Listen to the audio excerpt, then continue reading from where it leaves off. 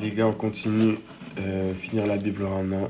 Là, on est à 1 Samuel 9 et je vais commencer dès maintenant.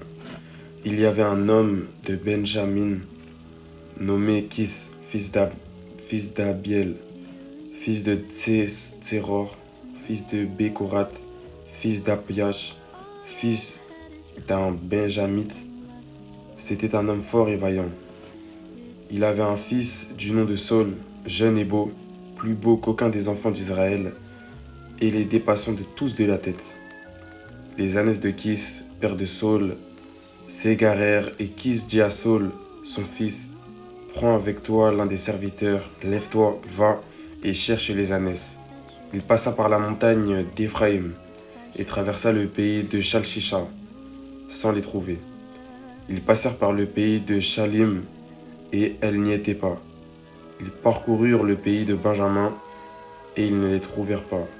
Ils étaient arrivés dans le pays de Tsup, lorsque Saul dit à son serviteur qui l'accompagnait, « Viens, retournons, de peur que mon père, oubliant les ânesses, ne soit en peine de nous. » Le serviteur lui dit, « Voici, il y a dans cette ville un homme de Dieu, et c'est un homme considéré.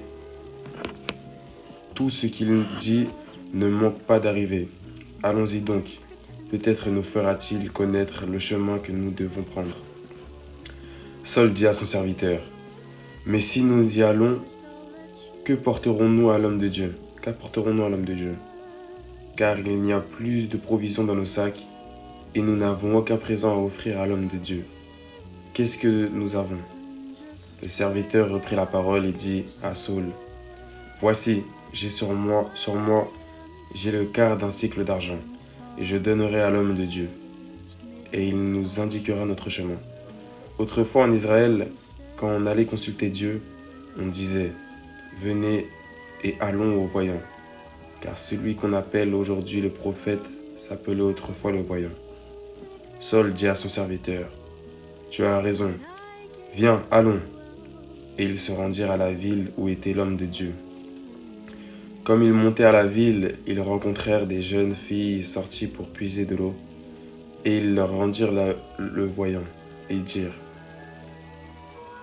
Le voyant est-il ici? » Elles répondirent en disant, « Oui, il est devant toi. Mais va promptement, car aujourd'hui il est venu à la ville parce qu'il y a un sacrifice pour le peuple sur le haut lieu. Quand vous serez entrés dans la ville, vous le trouverez avant qu'il monte en haut lieu pour manger.